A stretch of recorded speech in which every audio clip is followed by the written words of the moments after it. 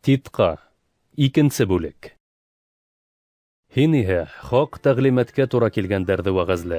Олы ирҙәр айыҡ аҡыллы, ихтирамға лайыҡ, тотанаҡлы булһын. Иман тотоуҙа, мөхәббәттә, сыҙамлылыҡта ныҡ торһон.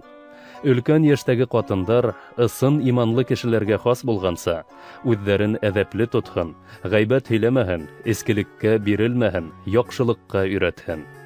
Алла һүҙенә хурлыҡ килмәһен өсөн, йәштәргә ирҙәрен, балаларын яратырға тигән аҡыл бирһен. Тотанаҡлы, саф, йорт ҡураһы тураһында хәстәрлекле, яҡшы күңелле, үҙ ирҙәренә күндәм булһын. Ир-егеттәрҙе лә һәр нәмәлә тотанаҡлы булырға өйрәт. Уларға бөтә яҡшы эштәрҙә лә яҡшы өлгө күрһәт. Ә өйрәткәндә намыҫыңа тоғро һәм етди бул.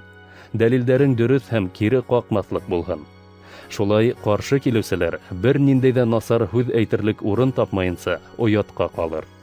Ҡолдар һәр нәмәлә хужаларына буйһонһон, ярарға тырышһын, бәхәсләшмәһен, урлашмаһын тип нәсихәт бир. Улар һәр нәмәлә үҙҙәренең тоғро булыуҙарын күрһәтергә тейеш. Шулай итеп, улар ҡотҡарыусыбыҙ Алла тәғлимәтенең күркәмлеге булып торасаҡ. Алла тарафынан бөтөн кешеләрҙе ҡотҡарыусы мәрхәмәт күрһәтелде.